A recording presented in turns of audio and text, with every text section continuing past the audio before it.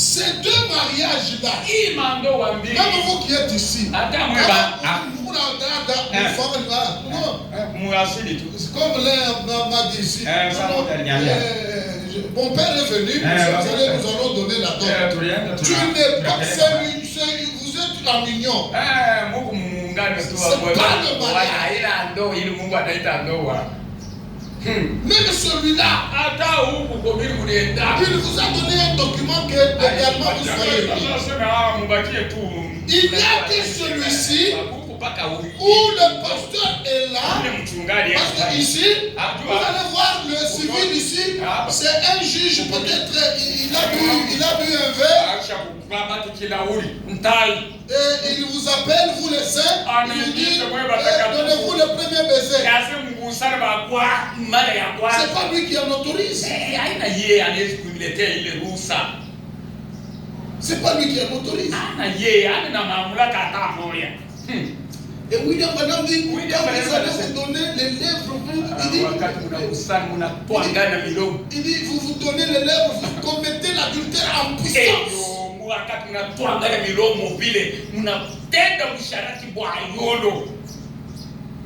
C'est pas lui. Ce n'est même pas le chef coutumier. Mais c'est celui-ci qui vient. Il prend les saints et eux-mêmes tous ils sont ensemble. Je vous déclare mariés, unis légalement selon ce que déclare la parole de Dieu. Et devant le peuple, devant Dieu, on prend les mains, on met sur la Bible et il prie. Vous voilà mariés. Allez maintenant faire l'acte de marié. C'est là où quand tu fais les cadeaux, tu vas les fatiguer avec les femmes que nous avons. J'étais avec un pasteur, il dit 30 ans de mariage. La femme n'a jamais eu à porter des habits.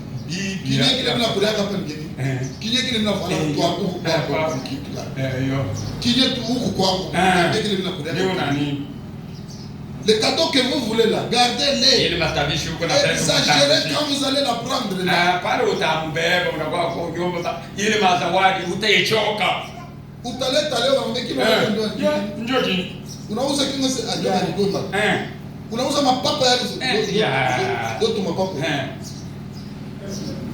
Unauza kasi ndoto na wewe unakuwa tosi ndoto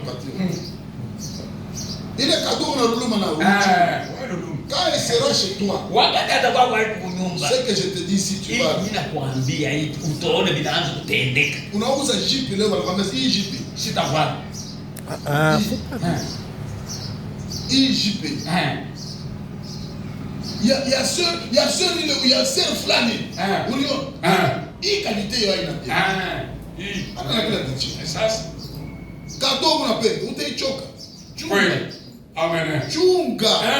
utauza unachoka utafanya kile nasi hiki njoo mpaka njoo basi wewe mpe tu ende ushaona na dada muso kama unampa makuta iko paka wewe ndio muso shukuru wewe ndio muso akauze vya kule yo utaona sema ni mambo yo. Qu'est-ce que c'est que le mariage? C'est le vœu que vous faites. Si quelqu'un a été marié selon la coutume, il s'arrête là, on a donné la dot. Non, mais magistrat, non. Cela n'est pas jusque-là rien. Ce qui fait de vous marier, c'est la force. Mais c'est plutôt le vœu que vous faites. Parce que là, vous avez un homme avec l'onction divine et il vous bénit. C'est ça qui intéresse Dieu. Parce que c'est là où, ici, qui amène les deux à être une seule chair. Pas le juge de paix, ni le chef coutumier ou le chef du quartier, ni votre oncle maternel. Non. Et quand on vous amène ici, que personne Désuni ce que Dieu a uni. Que personne ne désunisse ce que Dieu a uni. Et lorsque ceux-ci se désunissent, c'est là qu'on les appelle les divorcés.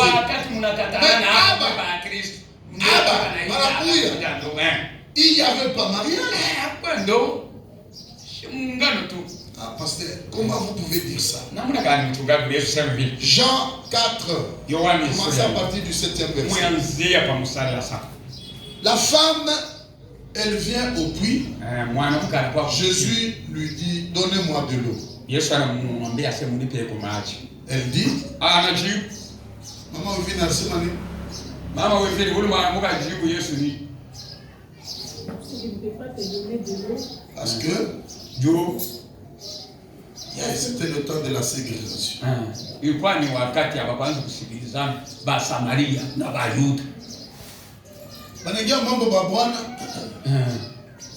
Il a dit quoi? Il a dit quoi? Ati? Unité Bwana. Il a dit quoi?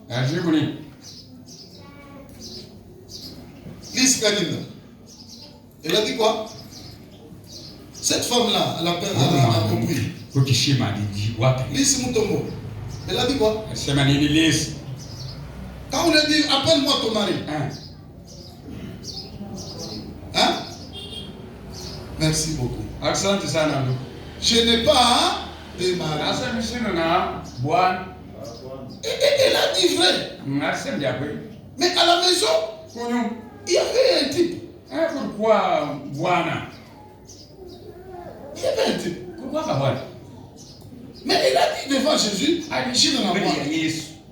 Jésus a dit, Jésus a choukata. En cela tu as dit vrai. Même celui que tu as, c'était qui? Il voit mon nom, mais pour Jésus, il y a beaucoup de mariage. Même celui avec qui tu as n'est pas mari, n'est pas ton mari. Ni mwanomi. Comme on dit en Swahili, kabwana. Kabibi. Kabibi. Kabwana. Ata huyu kunaye huyu. Ata huyu kunaye. En cela tu as dit vrai. Chaque union n'est pas un mariage. Il faut aller maintenant au mariage. Si tu as été coutumièrement marié, si tu n'es pas marié, il faut maintenant aller au mariage. C'est pourquoi on dit tout mariage qui n'est pas uni illégalement selon ce que déclare la parole par le moyen de la cérémonie de mariage. Ce mariage-là, ce sont des gens qui sont ensemble et qui vivent dans la vie. Même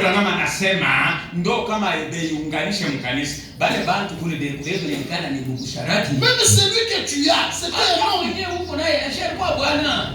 Peut-être pas je peux dire que blanc, je peux deux bières pour ma Bible. Pour ma Bible, c'est ma chido et ma mlokwa. Et quand il n'est pas caché, il est ma mlokwa. Même celui que j'ai, que tu as, pas ton mari. Peut-être pas je peux dire que blanc. How are you? Toute union n'est pas un mariage. Je le répète pour cette église. Toute union n'est pas un mariage. C'est le vœu qui vous unit. C'est ça le mariage. Écoutez maintenant. Le mariage n'appartient pas au juge de paix et aux choses coutumières. Le mariage, c'est à la maison du Seigneur. C'est là où le frère a posé question. Est-ce que nous pouvons aller payer la dot sans pouvoir s'entendre, c'est-à-dire dans le sens, sans pouvoir faire le vœu? Non. Le vœu là, c'est ça le mariage. Ça appartient à la maison de Dieu. Quand on vient vous autoriser, c'est une cérémonie. venez faire ça pour éviter des choses que les gens font. Et nous devons être là. Ok, je te promets ça, je te promets ça. Seigneur, moi qui vous parle, j'ai passé par ce processus. Et j'en ai eu une expérience. N'amenez pas un autre feu étranger. Nous allons faire le vœu sous je ne sais quoi. Et on se prend là, on dit non, c'est ma fiancée. Toute union n'est pas une mariage. Et longtemps après, viens ici. Est-ce que moi je t'avais dit que je serai monogame? Non, demandez-lui. Moi j'avais dit que je suis un homme libre et tout ça. C'est la femme qui est liée, pas moi qui n'ai pas lié. On a vu des choses dans le message. Pourquoi? Il veut faire des choses dans le cachette. Je lui ai déjà fait le vœu. Les hommes connaissent beaucoup. Ces hommes sont vierges. Et les hommes, je n'en parle pas. J'ai venu à un mariage ici. Un garçon qui est chaste. Chaste. Ayo babi. Ayaywa kanyelwaki. Tout le monde, tout ce quoi il commence à te dire français dans et tout ça. Non. Venez faire ce que le mariage se fait en Christ. Dans le Seigneur. Et quand vous faites des choses en dehors, principe, parce que d'abord on est membre d'une église, et on reçoit l'esprit, on est membre du corps de Christ. Oui, c'est ça. Mais physiquement comme ça, on doit être membre d'une église. Et vivre ce qu'a fait William Branham. Et vivre ce qu'a fait William Branham. Amen. Amen. Je crois qu'il a donné tout ce qu'il y a. Il dit comment maintenant l'homme peut-il demander l'autorisation à sa fiancée de pouvoir faire une sortie. Sortie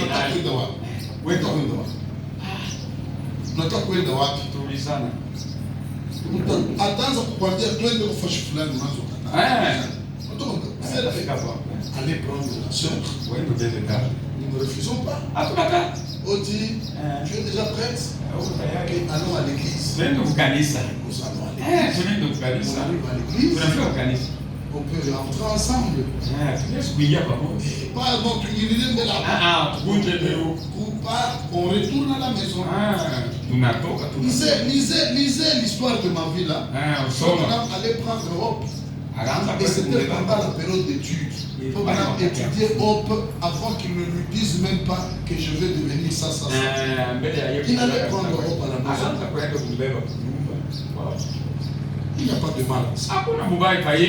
Et si chez moi je dis non, frère, tu auras ma fille chez toi. Promenez-vous de 4h du matin à 5h. Elle est votre. Elle sera allée même à 25 heures. Aussi longtemps que je suis ici, vous allez à l'église pour rentrer.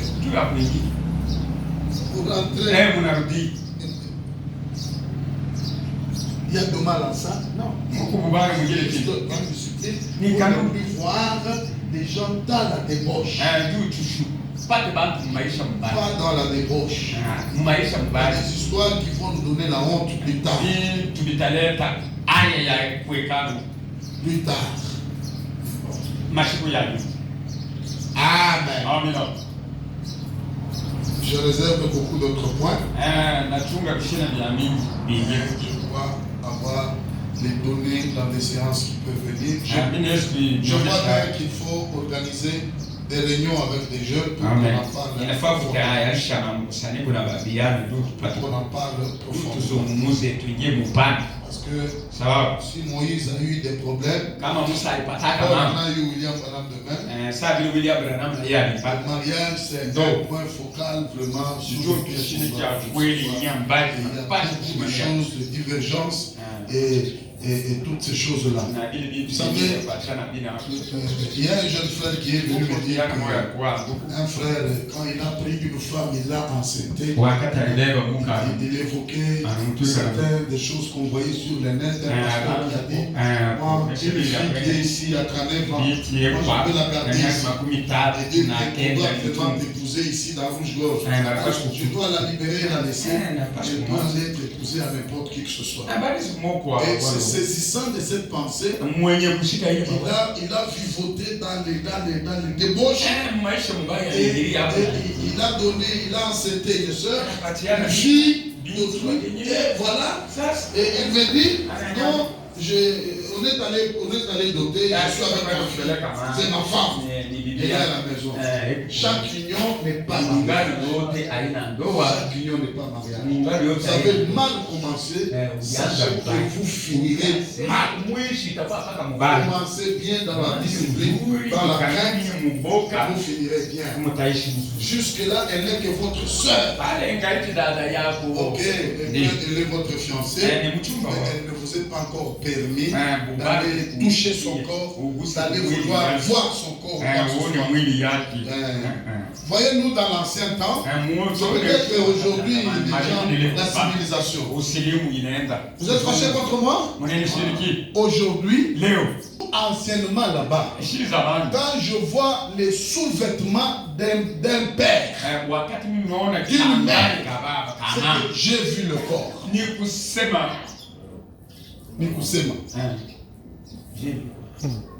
J'ai vu le corps. C'est pas si tu n'attends pas que je termine. Toi tu y parles et moi je parle. Attends que je termine, tu auras le temps d'interpréter. C'est très capital.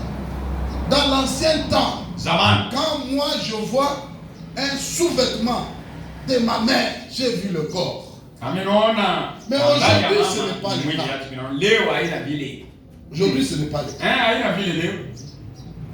Vous trouvez une mère qui entasse. C'est pas s'il y a un carton là. Maintenant, un certain jour, si c'est lundi, si c'est dimanche, il les suivent comme ça. Ça commence là-bas, ça termine ici. Oh, on dit qu'il y a des épidémies, il faut toujours exposer au soleil. C'est ça pour vous aujourd'hui. Mais nous, on savait que quand je vois le corps, quand je vois ça, je vois le corps. Et nos mères avaient, et là, c'est pas moi jupon, ou kivunga, après kivunga, anabewa kikombe kia kwanza, anafunga kama na msambo kama na nini. Auta kitoshaka. Cha kufunga, ndio kia kwanza. Anabewa kia pili, anaweka liduru. Jua anaanza kutembea. Mais leo haina vile. Leo haina vile pasteur. Vous voyez? C'est ma fiancée. Tu peux lui offrir les sous-vêtements. Bon, tu es en train de trouver le corps. Tu es en train de la voir directement. C'est que tu devais avoir soif de voir un jour. Tu vas commencer à t'empiéter, à vouloir avoir envie de pouvoir le voir. Et enfin, tu vas aller dans les herbes. Honorable, je répète. Mes petits enfants, suivez les conseils que je vous donne. Vous allez marcher tout droit et vous allez dégager une bonne odeur. Retenez la dot, ne voulez pas. C'est un sens, un signe de reconnaissance. Tu peux donner une Bible, tu peux donner une chaussette, c'est un signe. Tu peux travailler pour moi 2 mois. Tu peux faire ceci pour ça. Tu peux faire ceci pour là. Ceux qui vous marient seront faits madame dans mariage divorce. C'est le vœu qui vous marie. Un point, un trait.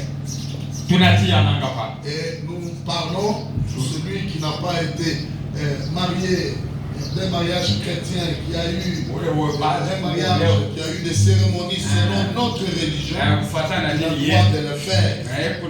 Sinon, il est seulement mis en union, c'est fini. Il n'y a pas mariage.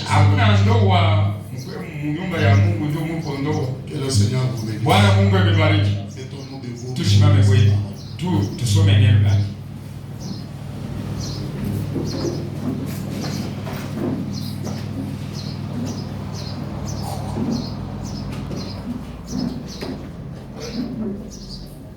Serge, tu peux nous lire Exode 21:2. Ndugu Serge, tusome Kutoka sura ya 22.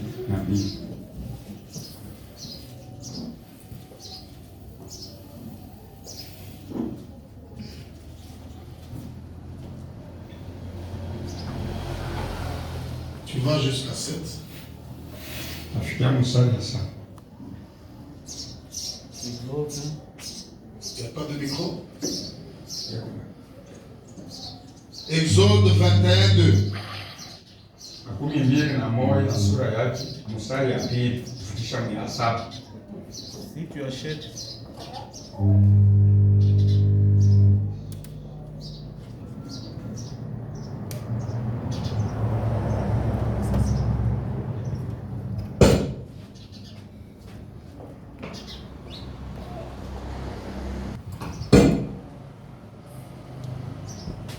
Si tu achètes l'esclave hébreu, il servira 6 années.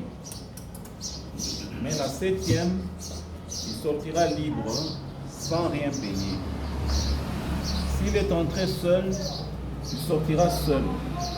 S'il avait une femme, sa femme sortira avec lui. Si c'est son maître qui lui a donné une femme et qu'il en ait eu des fils, des filles, la femme et ses enfants seront à son maître et il sortira seul. Si l'esclave dit « J'aime mon maître, ma femme et mes enfants, je ne veux pas sortir libre », alors son maître le conduira devant Dieu et le fera approcher de la porte ou du poteau, et son maître lui percera l'oreille avec un pinceau, et l'esclave sera toujours à son service. Si un homme vend sa fille pour être esclave, elle ne sortira point comme sortent les esclaves.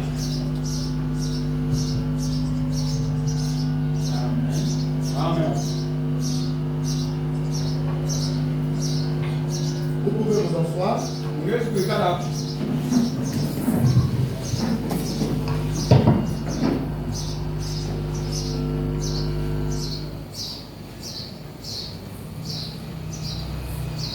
Ok. Yo.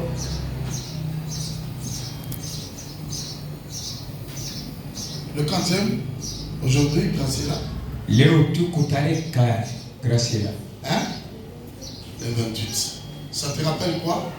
Inakumbusha nini? Les 2 jours qui vont venir. Siku mbili kunakuwa kumbele huko.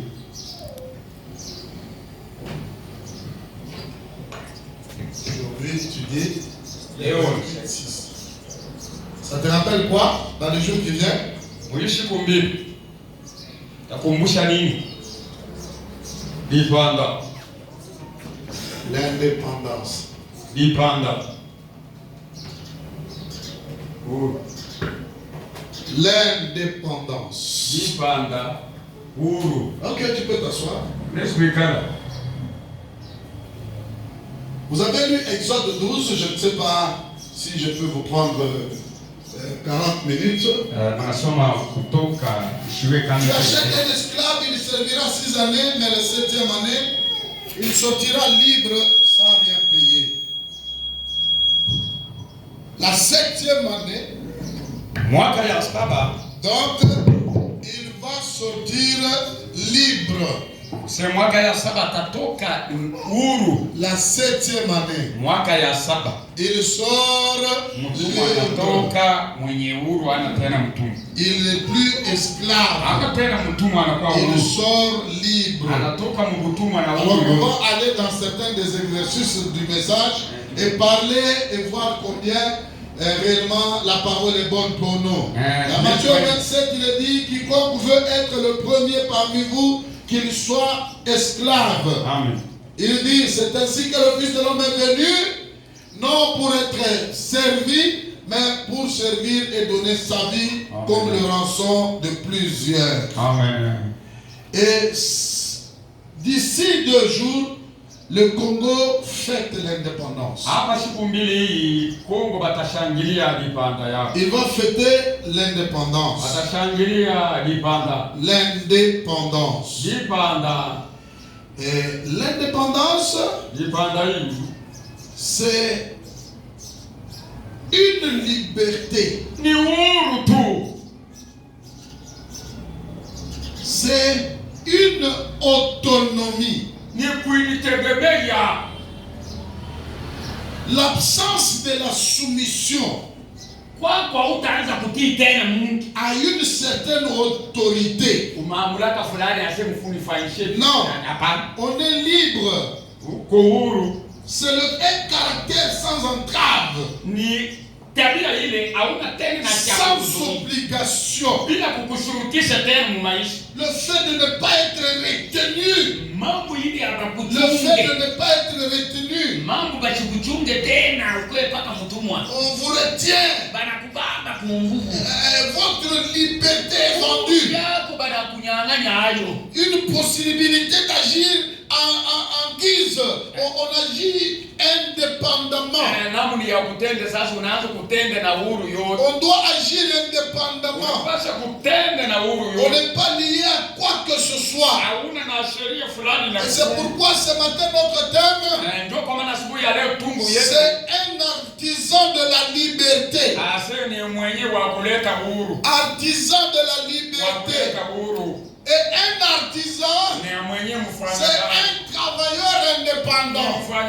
Et une personne qui est à l'origine de la responsabilité. Et une personne qui soutient fermement une cause, c'est un artisan. Une personne qui est à l'origine de la responsabilité. Il travaille indépendamment. Il est là indépendant. Il ne dépend de personne. Il n'y a pas quelque chose qui le retient. Il vit librement. Parle librement. Il est libéré. Il a joui de la dépendance. Dans Corinthiens 3:6, il nous a été rendu capable d'être ministre d'une nouvelle alliance. Et non de la lettre, mais de l'esprit. Car la lettre tue, mais l'esprit vivifie. Si le ministère de la mort, gravé avec lettres sur des pierres, a été glorieux, au point que le fils d'Israël ne pouvait fixer le regard sur le visage de Moïse, à combien de la gloire de son visage, bien que cette gloire fût passagère, combien le ministère de l'esprit ne sera-t-il pas plus glorieux? Amen. Si le ministère de la condamnation était glorieux, le ministère de la justice est beaucoup supérieur en gloire. Et sous ce rapport qui a été glorieux ne l'a point été, à cause de cette gloire qui lui a été supérieure.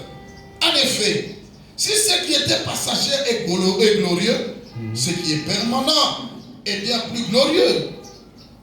Ayant donc cette espérance, nous usons d'une grande liberté. Amen. Et nous faisons tout ça. Je suis à 14, mais ils sont devenus durs d'entendement jusqu'à ce que je suis au même chapitre 3, 17. Or le Seigneur, c'est l'esprit.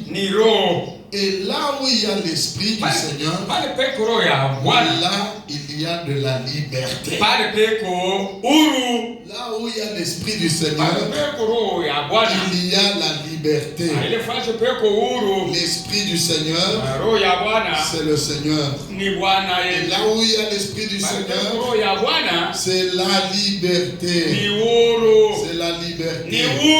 C'est la liberté. La liberté. Dieu change-t-il de penser au sujet de sa parole de 1965 au point 75, le prophète dit, comme il représente représente l'église naturelle. Il dans l'ensemble. Israël représente l'église spirituelle dans le pèlerinage. Or, Israël n'était pas une nation organisée. Écoutez, rouge-gorge. Tant qu'ils suivaient Dieu, ils étaient indépendants. L'indépendance, c'est jouir de la liberté. C'est-à-dire, pour jouir de la liberté, il faut suivre Dieu. Celui qui ne suit pas Dieu, il est encore lié. La Bible dit, l'esprit, c'est le Seigneur. Et là où il y a l'esprit du Seigneur, il y a la liberté. Aussi qu'Israël suivait Dieu, ils étaient indépendants. Si tu ne suis pas Dieu, tu vas toujours dépendre. Nous allons y arriver. Ils arrivaient et ils étaient des pèlerins et n'avaient pas d'endroit où aller. Écoutez, ils suivaient la colonne de feu partout où elle allait. Ils n'avaient pas une nation organisée. Ils formaient un groupe organisé au sein d'eux. Car c'est par la circoncision qu'ils avaient été sous le commandement de Dieu. Mais à cette époque, ils n'avaient jamais été une nation organisée. À cette époque, lorsque finalement ils devinrent une nation organisée, c'est alors qu'ils tombaient et rejetèrent le Messie. Et rejetèrent le Messie. Lorsqu'ils devinrent organisés,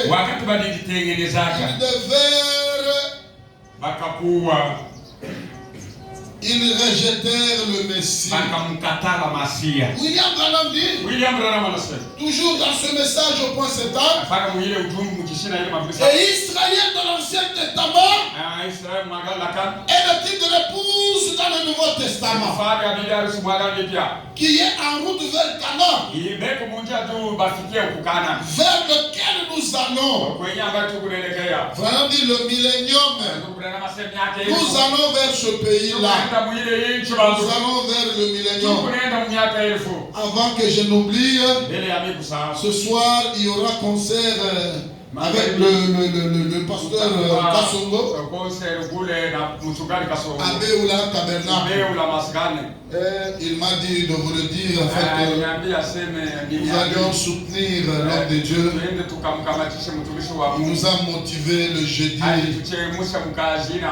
avec la parole. C'était meilleur, n'est-ce pas? Et les sœurs m'ont tellement surpris. C'est presque tout le monde qui était là. Coup de chapeau, hein? Ok. Vous êtes là, mes amis? Vous êtes là? Oh, je parle à l'église? Vous êtes là? Frère Madame dit, dans Avoir soif de la vie de 1960, au point 62, frère dit, c'est ce qu'ils essaient de faire ce soir. Pas seulement avec la race noire, mais avec la race du monde. Chaque homme dans chaque nation essaie de faire des autres esclaves. Dieu a créé l'homme libre. Une créature libre sous l'autorité de Dieu. Pour que l'homme adore Dieu. Dieu a mis l'homme sur la terre. Et nous avons notre terre, le Congo. C'est pour qu'on agisse libre.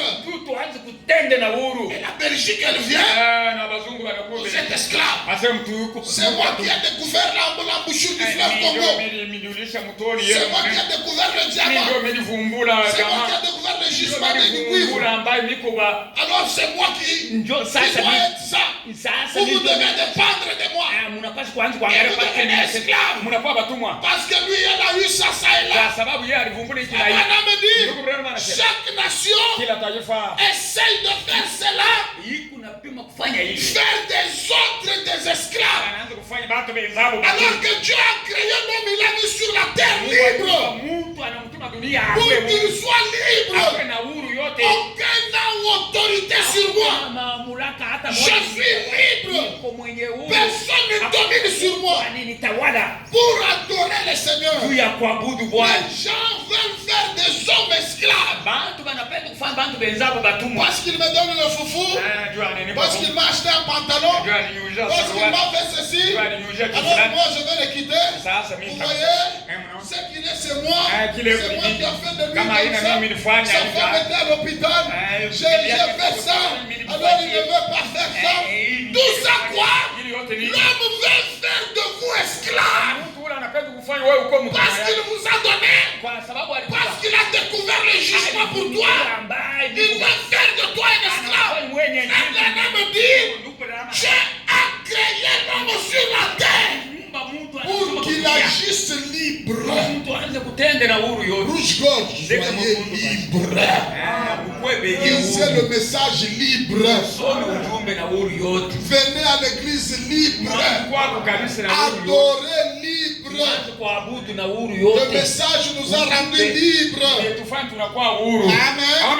Amen. Même l'église où vous êtes, ce n'est pas l'église de Mouton. Ce n'est pas l'église de Charles Mouton. Ce n'est pas l'église de Michel Moutamaer. Michel Moutamaer, tu ne comprends rien. Dieu t'a créé libre. Sur la terre libre. Pour que tu adores libre. Oh, sois libre. Adore libre. Consacre-toi libre. Lisez les messages libres. Dieu t'a créé pour que tu dépendes et que tu sois libre.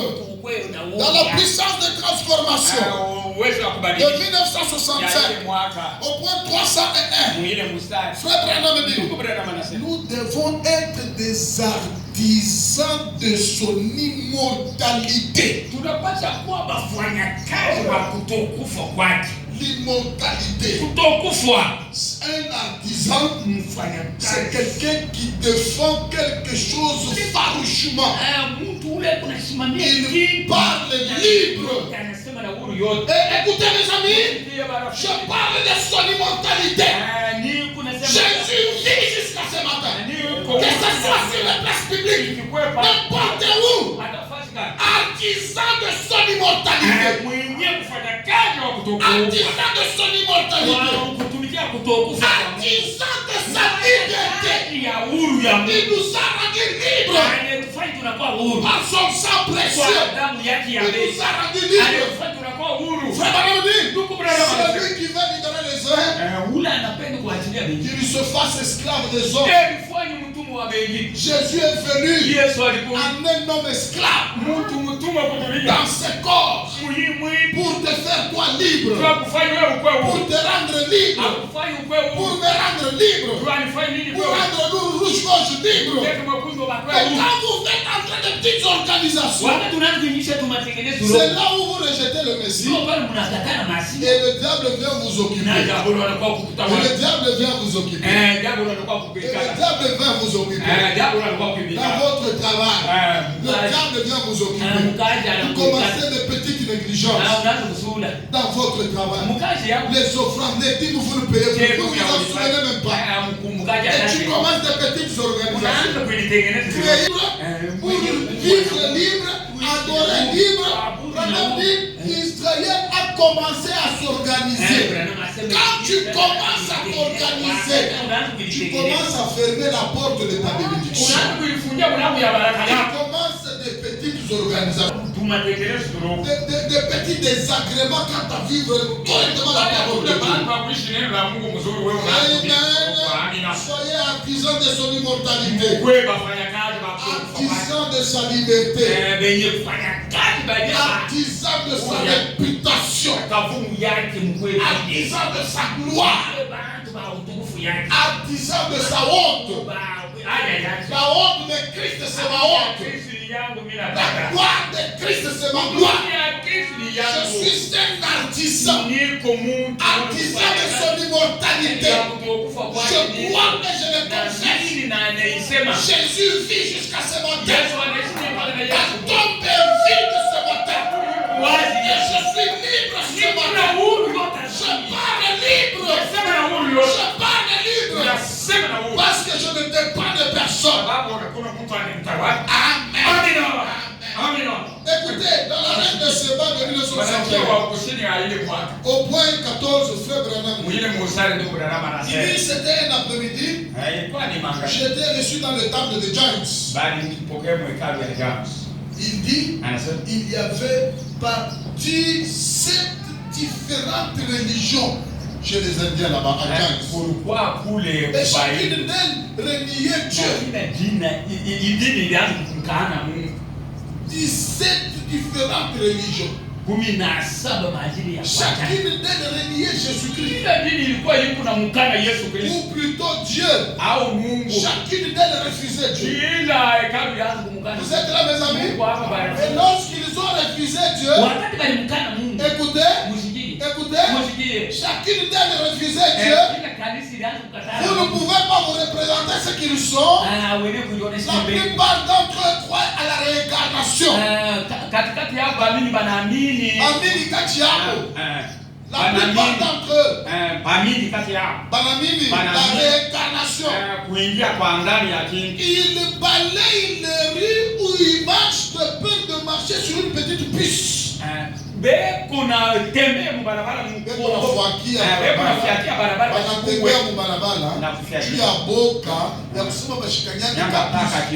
Sur une fourmi. Elle pourrait être leur mère qui est revenue sous cette forme-là. Ou quelque chose comme ça. Frère Branham dit, prêcher le sacrifice de sang à un tel peuple.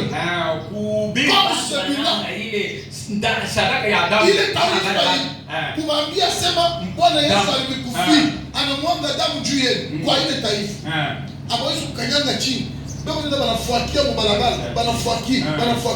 Juu bashikanyanga taka nyengelele. Juu banasema ule nyengelele sio mama yako anabakuia sisi notre fort. Alléluia. Amina. Chacune d'elles refusait Dieu. Chacune d'elles. Ces religions-là refusaient Dieu. La plupart d'entre eux croyaient à la réincarnation. Il est écrit, et il a dit, il dit ceci, je suis en train de sauter. Et sincèrement, je dirais que 400 millions de mendiants. 400 millions de mendiants. Et ils ne savent rien d'autre que mendier. Ils ont beaucoup de... Écoutez. Ils ont beaucoup de ressources naturelles. Mais ils n'ont pas de l'intelligence pour les exploiter. Tout ce qu'ils savent, c'est la mendicité et la religion. Pourquoi? Avec des ressources naturelles, des richesses, mais ils ne savent pas exploiter. Alors que nous, la Bible nous dit, si tu n'as pas de l'intelligence, demande-la à Dieu, Dieu te l'accordera. Demande ça à Dieu. Frère Bertin, demande ça à Dieu. Et Dieu te l'accordera. Vous êtes là, mes amis? Et un manque l'intelligence. Et quand assis sur une terre où il y a assez de richesses, des richesses naturelles. Oh mes amis et mes frères, ils ont refusé Dieu. Voilà, ils ont manqué l'intelligence pour pouvoir se ressourcer des richesses que Dieu leur a accordées. Écoutez, un pays stratégique où il y a tant de gisements au monde, Nchi les tajiri, coltans de rubis, de huko diamants, rubi, coltan, almasi et de toutes ces choses-là. na vile vitu vyote vile. Oh my. Oh my. J'étais en train de dire un jour, Mimi nilikuwa nasema un jour je vais voyager vers un peu Manono, siku moja nitaenda kwa Manono. et que j'aille un peu voir Tourmaline, Tourmaline. les rubis. Rubi. Ah, ce sont des richesses dans notre sous-sol. Tajiri kwetu huku mlongo ya Un Kongo. jour je ferai un peu voyage de l'autre côté. Siku moja nitasafiri kwa Manono. Mais remarquez, Tanzania. ces gens ont des richesses naturelles. Bantu bali beko na butajiri. Assis sur le sol, il y a des richesses. Banaikala pa bulongo buku na butajiri. Mais Lakini ils n'ont pas eu l'intelligence Kupata akili. de pouvoir creuser cela et bachimbule de vivre dépendant de leurs richesses que Dieu leur a données. abe kuna hii. Et c'est ça le pays Congo. Ndio nchi. Et voilà, nous ne savons pas nous réjouir de nos bénédictions. Tuone namna ya Et kufurahi les na autres amani. vies, ça, ils viennent voler ça, ils partent avec ça. Banakuwa banetuiba banene. C'est comme on n'est pas dépendant. Ndio On n'a pas l'intelligence pour exploiter. Et en faire des usines d'exploitation. nafanya vyapo na Et on n'a pas l'intelligence. asune na akili. Et tout ça quoi? Yote ni C'est parce que ces gens ont refusé Dieu. ni tu bantu walimkataa. Ils ont refusé Dieu. Balikatala Mungu. Dieu ne leur a pas donné l'intelligence Mungu akuiba de akili pouvoir creuser ya et de kuchimbula pouvoir vivre au dépens, baishi bila au kuangalia dépens de leurs richesses naturelles. baishi na amani yao. Amen. Amina. Pourquoi ça? Juu ya nini? Ils ont refusé Dieu. Balikukana Mungu. Quand tu refuses Dieu, Wakati unamkatala Mungu oh, maisha. vous voyez les pays riches, Angalia comme les États-Unis, Za ils Amerika. ne refusent pas Dieu. Hapa mkatala Mungu. Même les ONG, ils savent aller payer la dîme. Inajua kwa Ils vont donner la dîme. banaenda kutoa chekumi. Et c'est ça leur fondement. Ndio Et msingi. voilà un pays prospère. Angalia Parce qu'ils reconnaissent Dieu. kwa sababu anatambua Et quand ils sont dans leur réunion là, si c'est gouvernemental ou quoi, Sababu ni ya kiserikali. ils ont une place vide Beko nafasi ya là où ils disent que pendant que nous sommes l'autre invité c'est Dieu lui-même aseme mwetu mwenye qui doit occuper cet endroit là. Mungu atekala pale. Et il y a la Bible dans leur réunion. Ils n'oublient pas Dieu. Voilà un pays prospère. Lorsque ta maison oublie Dieu, wakati nyumba yako inasabu Mungu. Dieu part. Mungu Et anaenda les maladies entrent. La disette entre. Des problèmes entrent. Pourquoi? Parce que tu as rejeté Dieu. Unamkana Mungu. Oh my. J'ai deux Chroniques 20, la Bible dit. mambo ya siku Ils se mirent en marche de grand matin pour le désert de Tekoa. Et à leur départ, Josaphat se présenta et dit, écoutez-moi Judas, comme je parle à rouge-gorge. Écoutez-moi rouge-gorge tabernacle.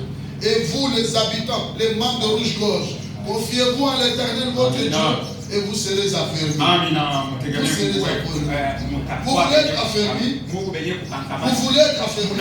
Unapenda kushikamana. Confiez-vous en Dieu. Tumainia Mungu. Confiez-vous en ces prophètes Mutumainie banabii bake. et vous réussirez. Utaweza mu mambo yote. La réussite, Kuweza c'est lorsqu'on se confie aux prophètes. unatumainia C'est banabii. lorsqu'on se confie aux prophètes. Wanategemea nabii. Je dis Amen. Nami naitikia. Je dis gloire au Seigneur. Utukufu kwa Bwana. Remarquez, dans Dieu manifeste ses dons de 1957 au point de vue. Frère Branham, or l'âge de ça auquel il se référait, c'était presque le millénaire des Juifs. C'était l'âge d'or. Ilikuwa wakati ya dhahabu. Comme Sawa. l'âge d'or. Kizazi ya dhahabu. Il dit, Anasema. comme le savent les historiens, Sasa vile benye baandishi. pour le peuple juif, au Bayuda. Salomon était un type antérieur de Christ. Salomo alikuwa mfalme ya zamani. En ce qu'il a construit le temple et tout. Unajua alienda hekalu na vyote. Puis, Kisha dans cet âge-là, mwile kizazi ile. Dieu avait donné un don à Salomon. Mungu alimpaka Oh, Salomo non, zawadi. et tout Israël avait reconnu ce don-là. Na Israeli yote mzima ilitambua ile zawadi. Rouge-gorge tabernacle. Ndio Mungu mpasio maskani. Confiez-vous en ces prophètes. Mtumainie Bwana. Et vous allez réussir. Unaweza. Ils ont reconnu ce don-là. Walitambua ile zawadi. Et tout Israël avait prospéré Na Israeli yote mzima iliendelea. sous le règne de ce don-là. Chini ya utawala ya ile zawadi. Amen. Amen. Écoutez vous voir? Mais s'ils n'avaient pas cru à ce don que Dieu leur a envoyé, s'ils n'avaient pas cru à ce don-là, Branham dit, ils n'auraient pas alors prospéré. Ils n'auraient pas reconnu cela. S'ils n'auraient pas reconnu, ils n'auraient pas prospéré. Ils n'auraient jamais prospéré. Et reconnaître ce don-là, reconnaître ce grand don-là, c'est vivre sous le règne de la prospérité. À partir du don que Dieu donne à son homme, à son envoyé. Parce que nous avons reçu un plus grand don aujourd'hui. Des noms qu'à nos jours. Nous avons reçu un plus grand don. Et ce don-là, c'est William Marion Branham. Amen. C'est William Marion Branham. Écoutez ceci. Tous ceux qui ont vécu avec Frère Branham, qui ont accepté ce don, qui ont cru à ce don, ils ont été prospères. Il parle de Pérégrine. Il est même venu à Kinshasa. Il a même dit, vous voyez ces $20, je ne l'ai voulu jamais dire. C'est William Branham qui me l'avait offert. Et lors que je l'ai reçu, je n'ai jamais manqué l'argent dans ma vie. Tout ça quoi? Ils ont cru à ce don. Il dit, mais s'ils n'avaient pas cru à ce don-là, ils n'auraient pas prospéré. Écoutez les Indiens, ils rejettent Dieu, ils ne croient pas Dieu, ils croient la réincarnation. 17 différentes religions, ils ont refusé Dieu et ils ont vécu sous la pauvreté. Ils vivaient de la mendicité et aussi de la religion à cause d'avoir rejeté Dieu. Mais ceci, lorsqu'ils ont reçu le don et qu'ils ont cru le don, et Frère Branham dit, c'était un royaume prospère. Identification de 1963 au moins 66, Frère Branham dit, quand nous voyons aujourd'hui ces gens qui prétendent être chrétiens et qui vivent de n'importe quelle manière, Branham dit, il y a un jugement principal quelque part. Jugement. Il y a un gisement principal quelque part. Quand nous voyons quelqu'un agir comme si le Saint-Esprit, alors qu'il n'en a pas, et qu'il mène les contraires, c'est une preuve qu'il y a un gisement principal du Saint-Esprit quelque part qui peut être déversé et qui peut donner les choses qu'il a promises et qu'il peut donner les choses qu'il a promises. Frère Branham dit, il dit, vous trouvez quelqu'un, il dit que j'ai le Saint-Esprit et il vit contrairement à ce que le Saint-Esprit exige. Et Frère Branham dit, il vit une vie contraire. Il dit, cela prouve qu'il y a un gisement principal quelque part qui peut être déversé et donner des choses que Dieu a promises. Nous sentir très concernés et très respectueux. William Branham dit, vous voyez la gloire du vrai dollar, c'est le faux dollar. Quand il y a le faux dollar, le faux dollar fait la gloire du vrai dollar. Quand quelqu'un dit qu'il a le Saint-Esprit, alors qu'il vit contrairement à cela, William Branham dit, c'est qu'il y a un gisement principal quelque part qui peut être déversé sur quelqu'un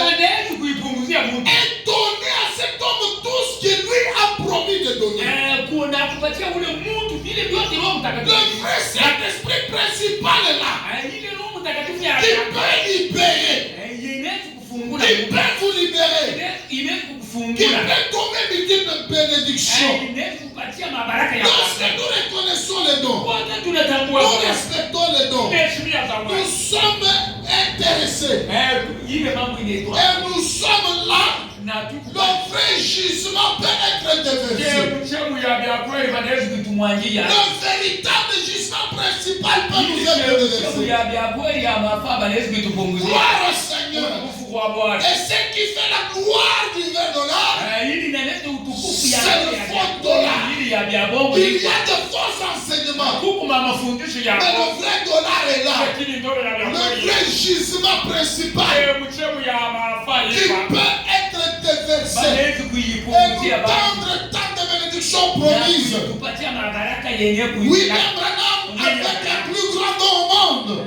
alikuwa na zawadi mnene Depuis Enoch à nos jours, l'homme vient sur terre. mtu anakuwa kuduri. Et Ah. cet homme-là, Ule mtu autour duquel les gens étaient bénis, kando kando yake watu parce walikuwa qu'ils ont mbele. reconnu le don. Sema walitambua zawadi. Écoutez, frère Tom, rejeter le don, Kukataa zawadi. c'est mourir dans la pauvreté. Si kukufa Mais kukubariki. reconnaître ce don-là, Kutambua zawadi. c'est vivre sous le domaine de la Ni prospérité. kuishi mufalme ili ya maisha. Alléluia. Amina. Alléluia. Amina. Oh, sous le don, je suis prospère. Chini ya ile Sous le don, je suis prospère. niko wa kuendelea. Je suis prospère. Niko wa kuendelea. Je dois prospérer. Napaswa Et kuendelea. le Saint-Esprit peut déverser Roho Mtakatifu sur moi des tons de bénédiction. Parce que je ne le rejette pas. Je dis Amen.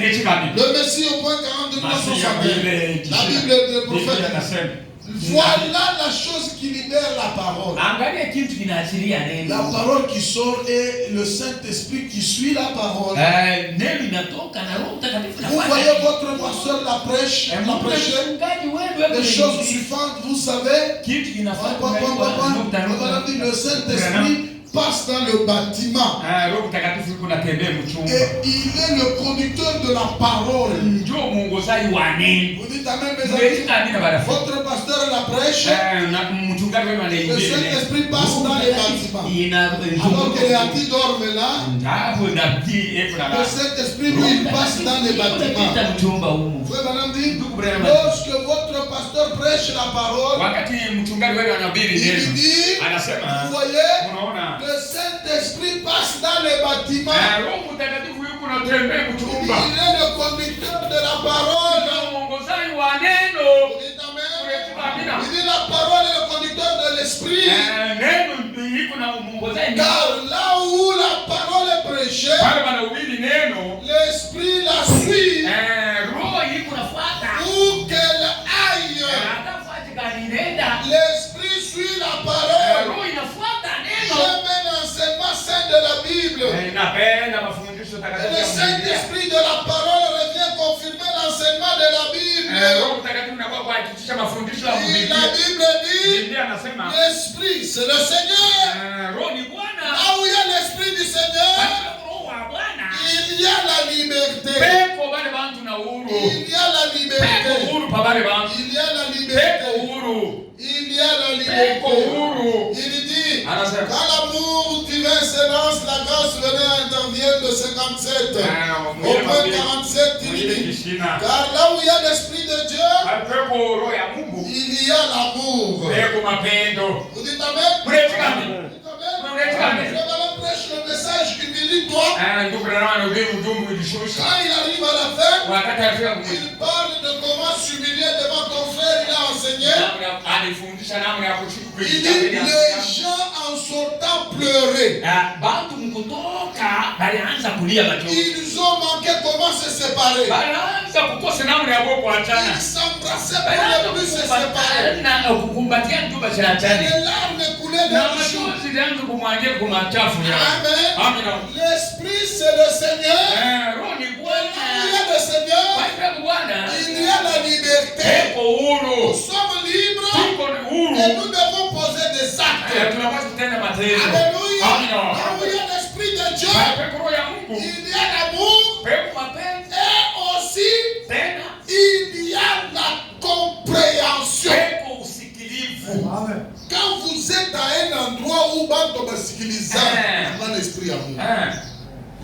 Les gens doivent s'entendre. Bantu banapaswa kusikilizana. Les gens doivent s'entendre. Bantu banapaswa kusikilizana.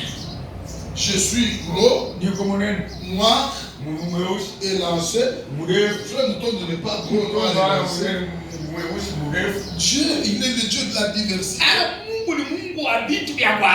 Tu aimes la robe, et moi j'aime les pagnes, et l'autre là aime les souliers, ceci. C'est la diversité, c'est le goût qui se diffère. Et cela ne me séparera jamais. Là où il y a l'Esprit de Dieu, il y a l'amour. Attendez si je peux arriver. La Bible dit, l'amour ne vous fait jamais du mal. Quand vous voyez quelqu'un dit je vous aime, mais il vous plaît, s'il vous fait du mal.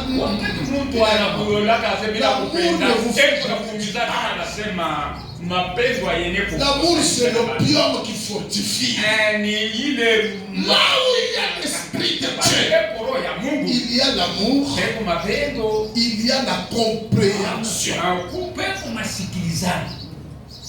La compréhension. Oui,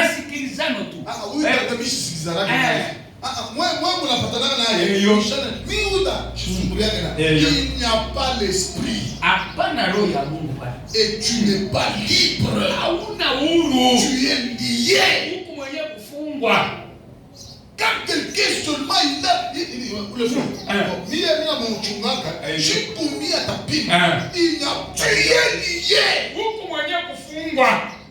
Tu es unafata. Hapa. Unafata ndio vipi? Hapa. Unataka mshipatana hapana. Mimi kama nasema hivi unafanya. Unafanya bila kwenda. Hapana. Là où il y a l'esprit de Dieu, il y a la compréhension. Je comprends. Franck avait dit ça. Quand il a dit ça, je comprends pourquoi il a dit ça. C'est ça les enfants de Dieu. C'est ça les enfants de Dieu. D'accord, pourquoi vous colo? D'accord, c'est une amie qui colo. Il y a la fois qu'on colo. Il y a la fois qu'on ici qui n'y est. Alors tu l'as dit. Mais tu n'as pas fait moi. Job le tout tu l'as payé mon gars. Mais quand tu as l'esprit de Dieu, tu dois comprendre pourquoi il t'a dit ça. Peut-être que tu n'as pas de l'intention. Peut-être ne dis même pas dans l'intention. Il n'est même pas dans ce que tu as. Là où il y a l'esprit de Dieu, il y a l'amour, il y a la compréhension, il y a des choses qui font que vous aimez y rester.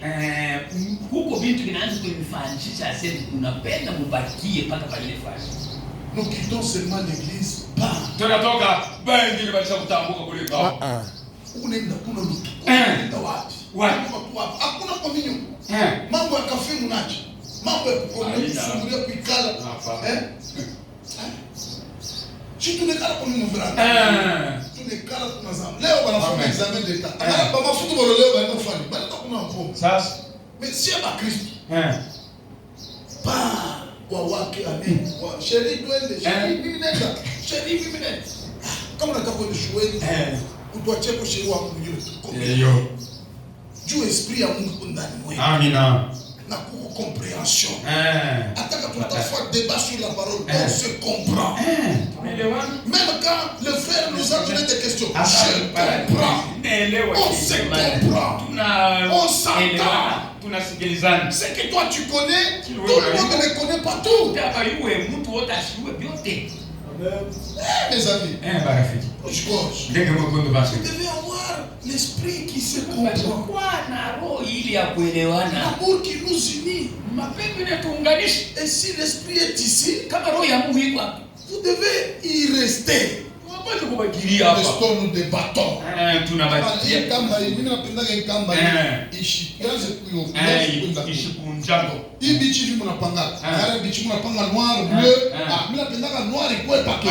Nous parlons des choses qui nous concernent. Où le frère est là, le frère. Là où il y a l'esprit. l'esprit de Parce Dieu, que roho ya Mungu. il y a l'amour. mapendo tele. Et quand j'aime le neveu ici, Wakati je vais désirer le voir. napende nianze kumuona. Ah, tu es bien habillé. Unafanya mzuri. Ah, félicitations. Tu es bien habillé avec les lunettes. Unafanya mzuri. Unatia na makala. Il y a l'amour. Pepo mapendo. Hein, Congo? Kongoro. Congo. Tu dors. Unalala Kongoro. Il y a la compréhension. Kusikilizana. Il y a quelque chose qui vous fait aimer.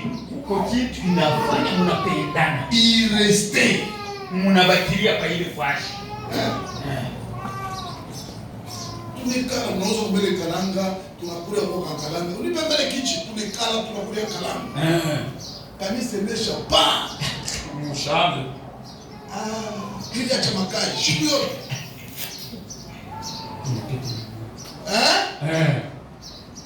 Tutafanya nini à part se réjouir de Dieu? Kufurahi na Mungu. Tutafanya tele kazi gani kwa dunia?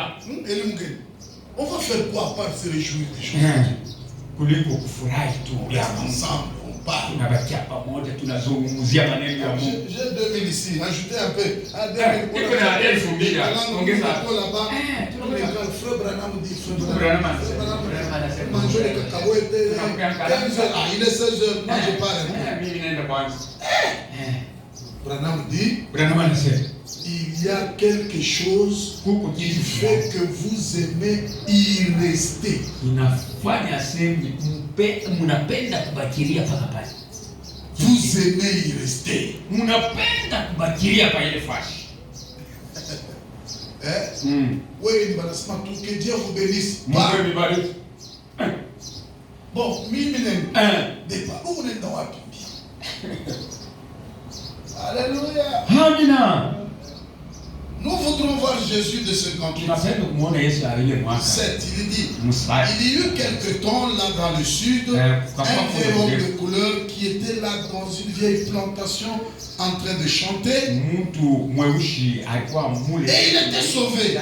Alikuwa mwenye Il kuokolewa. rentrait matin, à son retour du travail, il disait partout, parmi les esclaves, je suis libre. Niko katikati ya bafumu. Je suis libre. Niko huru. Un artisan de la liberté. Mwenye wa chemu ya huru. Un artisan de la liberté. Mwenye chemu Le ya patron huru. est venu et lui a dit, Mose, qu'est-ce que tu dis? Mkomboto anakuja anamuuliza sema Mose. J'ai entendu que tu es libre. Il dit, oui, patron, je suis libre. Le patron dit, ah, viens un peu au bureau. Mkomboto asema mkuu mon fils. Que tu viennes, qu'on s'entretienne un peu. Akuya tuzungumze kwa. Ah, toi, esclave, Wewe mtumwa. ici, Ah, sous ma plantation, Mashamba yangu. mais libre. uko huru. Viens un peu au bureau. Akuya kwanza mon fils humu. Avant ça, frère Branham donne l'histoire de Johnny le Congo. Mbele ya ile ndugu anasema mambo ya huyu bwana mkunguru. Il dit, Anasema il y a des gens qui sont de Johnny le Corbeau. Kuko bantu kudunia ukubeku ba nkunguru Johnny. Il a été lié longtemps. bali mubamba mumutebuza masiku ya mingi tangu kukama. Mi tangu alizana mi mpaka mu 30e. Eyo. Et quand nous chantons ça, hii mchezo ya hivi, haitoka pale. Kama unaimba Mungu unaona mpaka mabele kwa Dieu alinerikala mingi mtoto. Même quand il est ici. Hata wakati ba. Mwenye kufunga kama. Et un homme de bonne foi anakuwa anakata. Kwa roho mzuri anakuwa anamkata mkamba mkunguru. Johnny le Corbeau anakuwa libre na ashijue mpaka vipi. Eyo. Mpaka Bukomvi mambo ya kufanya fanya. Benjaga ba Corbeau baba. Bego anataka yuko. Johnny le Corbeau. Bana mnalamia Johnny. Viens ici, nous allons partir. Tuende Luka. Il le regarde. Il dit, moi, laissez Tota. Je suis lié. Niko mwenye kufunga hapa. Non. Hapana. Tota viens ici. Luka huku yuko. Je suis lié. Acha kunifunga. Il ne marchait que dans les rayons de cette circonférence. Akaanza kutembelea paka pale yeko na jungu. Il ne pourrait plus voler. Hakuwezi kuruka. Il ne pouvait plus aller aux choses profondes. Hakuwezi kuruka yeye mu vitu vya Il ne mbali. pouvait plus aller creuser les messages. Pese kwenda kuchimbula ujumbe. Il ne pouvait plus aller toucher aux choses profondes. Kumbitu bila gusia Il était superficiel. twaliuluyu. Je suis lié. Barika kunifunga. Tu es déjà libre. Il dit non, je suis libre. Et il ne faisait que circuler. Les jours de miracles sont passés. Il dit à cet homme, il dit viens un peu au bureau, on parle. Lorsqu'il a été amené au bureau, il raconte-moi un peu. Il dit patron, je disais que j'étais libre. C'est vrai, hier soir, lors d'une petite séance de chant, je suis allé à une réunion. Jésus-Christ m'a libéré de la loi du péché et de la mort. Et je suis un homme libre aujourd'hui. Moïse, es-tu sérieux dans ce que tu dis? C'est le patron. De tout mon cœur, je te le dis. Je suis un artisan de la liberté. Je suis libre. Il dit, alors dans ce cas, comme tu es sérieux, tu es artisan de la paix, et tu peux faire farouchement ce que tu dis. Je vais faire un acte d'émancipation. Et je vais te rendre libre. Afin que tu ailles le dire à tous les ceux que tu vas rencontrer. Tu vas aller. Parce que tu es un homme libre. Est-ce que vous êtes là, mes amis? Nous sommes libres. Mais des fois nous vivons comme des gens liés. Nous venons comme des gens liés. Nous comprenons des choses comme des gens liés. Une manière et une vie superficielle. On n'est pas profond dans les choses. Aller profond dans la profondeur. Aller haut dans les hauteurs. Pour creuser le message. Et trouver les richesses insondables que Dieu a réservées pour nous aujourd'hui. Paul n'a même pas rêvé le jour dans lequel nous vivons. Il y a des prophètes et des rois qui ont désiré voir ce jour. Mais Dieu leur a dit, saluez cela de loin. Cela concerne mon peuple au temps de la fin. Ça doit nous concerner nous tous ici aujourd'hui. Et être des gens que l'amour a ramené cette dynamique en nous. Au point que nous ne pouvons pas nous séparer. Au point que nous ne pouvons pas dire de mauvaises choses à l'égard de nos frères et nos sœurs. Madame raconte l'histoire d'une sœur. Elle avait été convertie. Vous le lisez dans cette mire à la brèche. Commencez au point 45. Frère Adam dit, alors qu'elle était là, convertie il y a longtemps. Et maintenant il y a eu un monsieur qui était à nouveau converti. Il vient la chercher pour l'épouser. Et la femme a accepté. Ils se sont mariés. Ils ont commencé à faire route ensemble. Ils ont fait route ensemble. Et la chérie vient dire à son mari, il dit, moi mon chéri, je suis chrétienne depuis longtemps. J'étais une petite fille. Mais, dit-elle, en tant que nouveau chrétien que tu es, de devoir résister à toutes ces ruses, des tentations qui vont avec cela, après avoir été si longtemps dans le péché, il a répondu à Dieu, cela fera un véritable combat. J'aimerais que tu te rappelles d'une chose à savoir.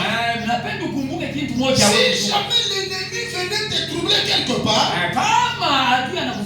que tu tombes et rentres dans le péché, écoutez, une femme sauvée, là où il y a l'esprit, il y a la liberté. Voilà une femme libre. Et si tu ailles quelque part, tu es tenté que tu tombes, ne reste pas loin de la maison. J'aimerais que tu reviennes à la maison. Et c'est le contraire de certaines sœurs. Moi, quand tu fais ça, c'est pas celle-ci qui est libre. S'il t'arrive de tomber, Kama unaanguka ne kunulie. reste pas loin de la maison. Usibakie mbali na nyumba. J'aimerais que tu reviennes à la maison. Kurudia kwa nyumba. Et elle a dit, Alisema tu trouveras à la maison Utakuta kunyumba la kule kwa même femme que tu avais épousée. ule bibi moyo uliowaka. Elle a dit, Alisema je t'aiderai à prier de nouveau kusaidia mu maombi mara et nyingine. à régler cela dans la prière. na kutengeneza ile mambo mu maombi À revenir de nouveau à Dieu. na kumrudia mara nyingine Mungu. Je n'aimerais pas que tu restes loin. Sitapenda ubakie mbali. Écoute mon chéri. Sikia mpendo wangu. Je t'ai épousé non pas sur base de ce que tu étais. Ulinyoa haina Je t'ai épousé. ulinyoa. Je Mimi nilikuoa. Pas sur base de ce que tu étais. Haina juu ya kile ulikuwaka. Mais je t'ai épousé. Mimi nilikuoa. C'est parce que je t'aimais. Ni juu nilikupenda. Oui, elle a dit. Kisha alisema Quoi que tu fasses, hata unafanya kitu je t'aime toujours. nakupenda siku yote. Je t'ai épousé parce que je t'aime. Mimi nilikuoa juu mimi nilikupenda. Qui trouve une femme Ule anapata bibi trouve le bonheur. anapata kitu kizuri C'est ça le bonheur. ndio bizuri. Une femme libre. Mwanamke yuko huru. Alléluia. Amina. Alléluia. Amina. Pasteur, pale unasema hivi. Je m'en bien ma frère, basi ufanye maman pour bébé. Eyo. Non, non. Hapana. Non, non. Hapana. Nous parlons Tout que à là fait. où il y a l'esprit, Pale peko roho il y ya a Mungu. la liberté. Peko huru. C'est de l'indépendance que nous parlons. Les gens qui sont libres, qui s'épousent dans le Seigneur, qui ont quitté les coutumes, qui ont quitté les cartels. Ils sont dans le Seigneur. Ils sont libres, gouvernés par le Saint-Esprit. Ils sont conscients. Ils sont sérieux. Ils ne rejettent pas Dieu. Ils croient au don que Dieu a envoyé aux gens. Ce sont ces gens qui nous parlent. Tu trouveras la même femme que tu avais épousée. Je ne t'ai pas épousé à cause de ce que tu étais, mais parce que je t'aimais. Là où il y a l'esprit de Dieu, il y a l'amour. Ça, c'est hors de l'amour agapao. Ça, c'est l'amour agapao. C'est une fille qui a été Zoé, qui a reçu le Zoé. J'ai dit Amen. Il dit, comment donc un homme pourrait-il faire mal et agir en face de quelque chose de ce genre? Bwana huyu ndio unaniambia hii mambo. Anasifia kufashia mwanaume bwana. Quand une femme aime un homme au point que malgré ce que ce dernier fait, elle est prête à revenir le récupérer pour le essayer. Là où il y a l'esprit de Dieu, il y a la liberté. Alléluia. Alléluia. Nous parlons de l'indépendance. Et nous, cela vous concerne. Les artisans de la paix. Faites l'examen de conscience. Mes actions prouvent que je suis un artisan de la paix. Prouve que j'ai l'esprit de Dieu. Parce que là où il y a l'esprit de Dieu, il y a l'amour, il y a la compréhension. Et je dois aimer cet endroit et y rester. C'est là que Frère Branham dit, après les âges, après les âges, après les âges, Branham dit, il y a les sceaux. Et les sceaux proclament quelque chose. Et les sceaux mettent fin au Nouveau Testament. Et cela scelle le Nouveau Testament. Et ça met fin. Ce sacerdoce sous ce temps, il prend fin. C'est le nouveau jour. C'est la nouvelle ère. C'est la nouvelle saison. Ici, nous commençons quelque chose de meilleur. C'est là que je vous parlais. Dans l'Ancien Testament, il y avait un agneau à 4 pattes. Là, l'agneau a 7 cornes. Et ici, c'est l'agneau qui est la parole. Hapa ni kondoo, La parole, neno, le message de l'heure ujumbe ya wakati, qui nous purifie, yeye kututakasa, qui nous sanctifie. yeye Et kututakasa. lorsque les choses sont révélées, Wakati yule ça inafunuliwa, se révèle ile ilifununa après les 7 jours isha dont nous avons lu dans Exode 12. ile tulisoma Kutoka Et 12.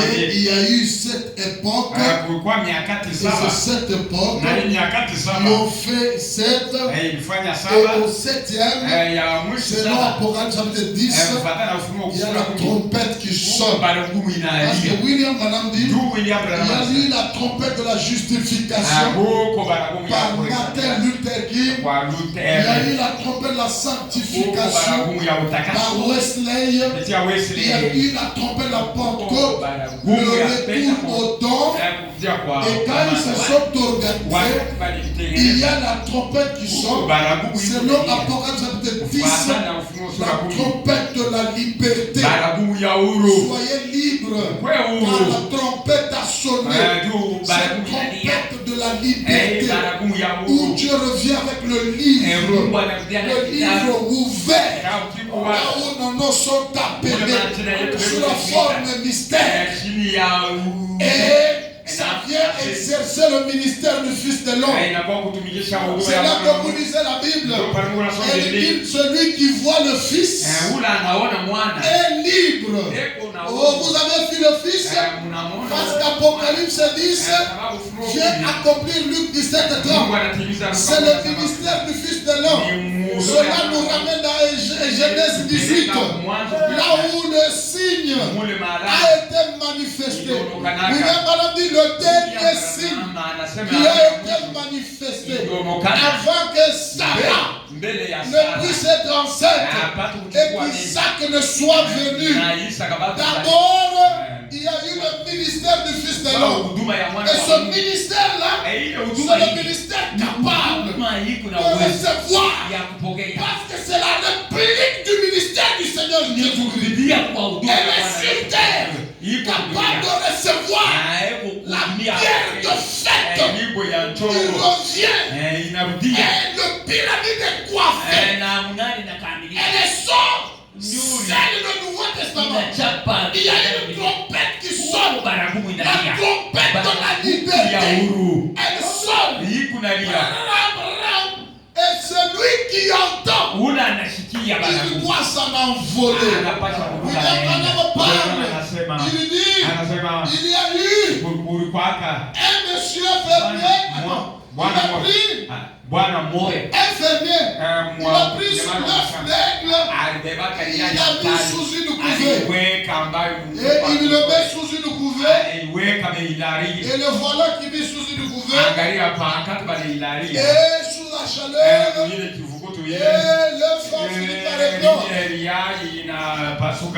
gland a été en famille avec les poussins. Il était là. Il mange ce que les poussins mangent. Il se déplace comme les poussins. Il vit comme les poussins. Il parle comme les poussins. William Branham dit, mais quelque chose en lui lui poussait à regarder toujours vers le haut. Un fils de Dieu, même si vous mettez le béton ici, il a une semence. Il vient de quelque part. Il doit toujours aller quelque part. À cause de la semence au-dedans de lui. Et le voilà dans la couverte, en train de manger des agréments, en train d'entendre des choses qu'il ne veut pas. Il est là, il est en train de manger quelque chose qui ne le plaît pas. Et frère Branham dit, il y avait la même règle. Il était en train de chercher son œuf. Et il y avait une basse-cour quelque part. Et la mère règle a fait comme passer par-dessus. William Branham dit, la mère règle a poussé un grand cri. Lorsqu'il a sonné de la trompette, lorsqu'il a crié, comme la profondeur appelle, les glands ne pouvaient pas rester là-bas. eu quelque chose qu'il a appelé. Il a regardé. C'était la mère. La mère lui a montré. Il dit non. Tu ne dois pas être dans la basse-cour. C'est le temps de la liberté. Tu es un artisan de la liberté. Et il était toujours là. Croche. Les jours des miracles sont passés. Non. C'est le temps de la liberté. Pas des ailes. Voir le plus haut. Et il a battu les ailes. Il est parti. Parce qu'il était l'artisan de la liberté. Vous dites amen. L'artisan de la liberté. Ce n'est pas une histoire des ailes, mais c'est l'histoire de fils et filles de Dieu. Quand la trompette sonne, elle appelle. Elle vous appelle. Elle élève la conscience. Elle élève la conscience. Elle élève la conscience. Pour vous dire que vous êtes des maîtres. Vous êtes des maîtres. Vous êtes sous un gouvernement plus que celui de Salomon. Parce qu'il y a plus que Salomon aujourd'hui. Et vous devez prospérer. Vous devez aller de l'avant. Pourquoi? La parole a des choses assez vitamineuses. Les sorts, la matière de l'épouse, la matière de fils et filles de Dieu. Et nous sommes au temps de la moisson. Là où il y a la pluie de la première et la réelle saison. La pluie qui vient au printemps. Qui fait arroser vos cœurs. Qui fait que vos cœurs soient assoiffés de Dieu. La pluie du printemps. C'est quand les seaux sont ouverts. Je dis amen. Je dis alléluia. Et le cri retentit. C'est pas pour nous rendre esclaves. C'est pour nous dire que nous sommes libres. Nous devons marcher indépendamment. Sans aucune dépendance. Être libre. Au-dessus de nous, le Saint-Esprit. Alléluia. Oh, ce matin, soyez libres. Ce matin, soyez prospères. Ce matin, soyez demain. Votre conscience s'élève à pouvoir savoir que nous avons entendu le cri de la trompette de la liberté. Celle qui me rend libre. Laissez les pentecôtistes chanter. Laissez les presbytériens manger. Laissez-les dans la basse-cour. Mais la trompette a sonné. Cette trompette de la liberté. Cette trompette qui vous montre qu'il y a un don sur la terre. Un don plus que celui de Salomon. Et les gens au temps de Salomon étaient dans la paix, étaient prospères, sous le sang de bouc, sous le sang de taureau. Mais aujourd'hui, sous l'effet de la perfection, sous le ministère de la perfection, combien plus nous serions plus dans la gloire et avoir à prospérer et avoir à aller de l'avant dans tous les domaines possibles. Même si tu vois la braise, même si tu fais n'importe quoi, écoutez ce matin, la trompette a sonné. La trompette a sonné. C'est pas pour dépendre de quelqu'un, mais tu es libre. Tu dois aller de l'avant. Que ton mariage prospère. Que tes affaires prospèrent. Que tes affaires prospèrent. Que ta maison prospère. Que ton travail prospère. Que tous les projets que tu as eus ce matin, que cela prospère. Que Saint-Esprit est ici. Le gisement principal pour déverser les bénédictions sur toi. Croyez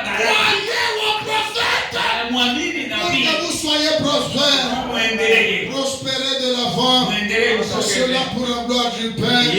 Au nom de Jésus-Christ, l'Éternel vous bénisse pour cela. Amen. Amen. Amen. Nous allons nous mettre debout. Tutashimama bwema.